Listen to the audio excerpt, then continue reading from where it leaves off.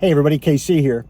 So yesterday I did a FaceTime about car radios and AM radio and Apple CarPlay. I have a different car-themed FaceTime to do today, and what it really comes down to is the power of sampling.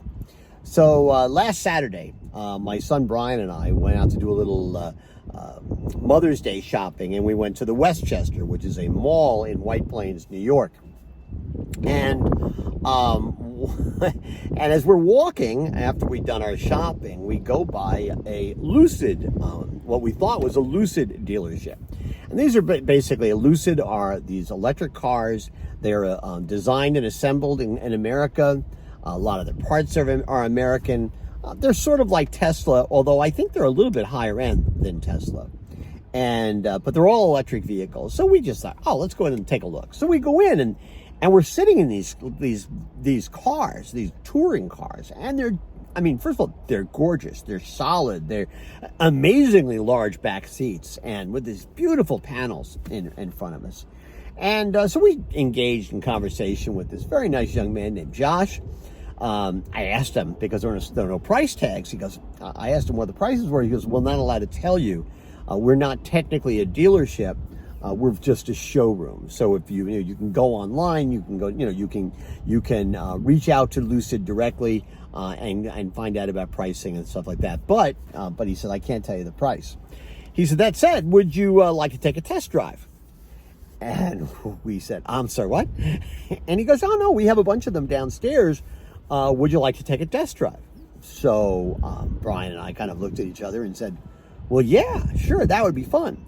So we give our driver's licenses, we do the little bit of paperwork that's necessary, take us downstairs, and we get into this absolutely gorgeous Lucid. And I'm sitting in the back seat. Brian's going to start by driving and stuff, and it's just gorgeous, right? I mean, this panel looks like something out of Star Trek. The car is quiet, smooth, and we back up, and the whole thing. We leave the parking lot, and first of all, get on a surface street, and then we get on a highway.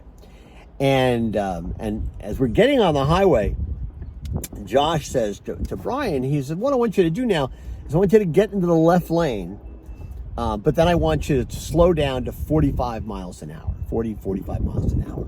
It's kind of weird, but okay, we'll do what he says. So Brian, gets over in the left lane, the fast lane, the passing lane, slows it down to 45 miles an hour, and then Josh says, floor it. Well, we got from like 40 miles an hour to 80 miles an hour in about, 3 seconds. I was pushed against the backseat by the centrifugal force. It was unbelievable.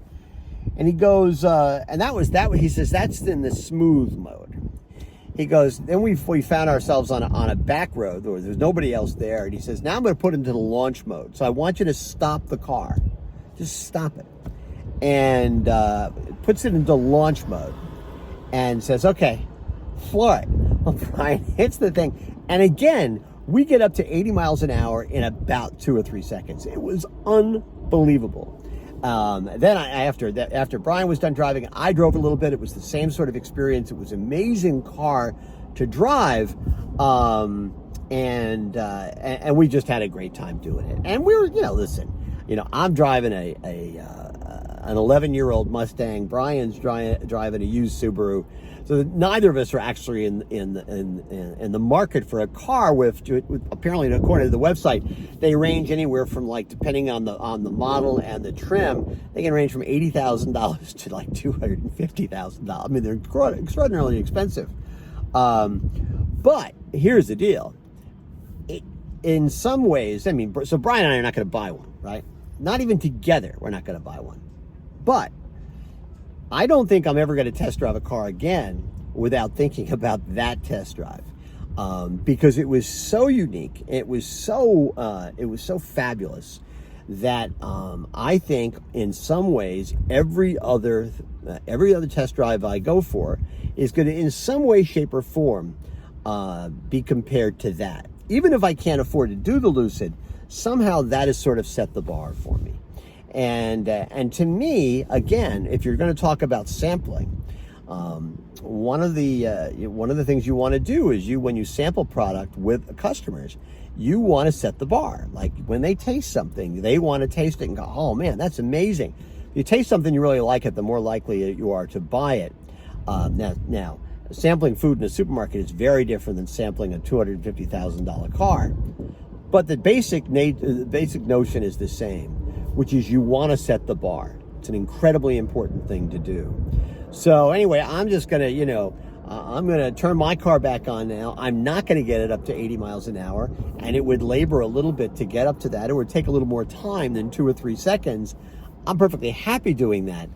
But a little part of me, just a little part of me, I'm going to dream of the Lucid a little bit.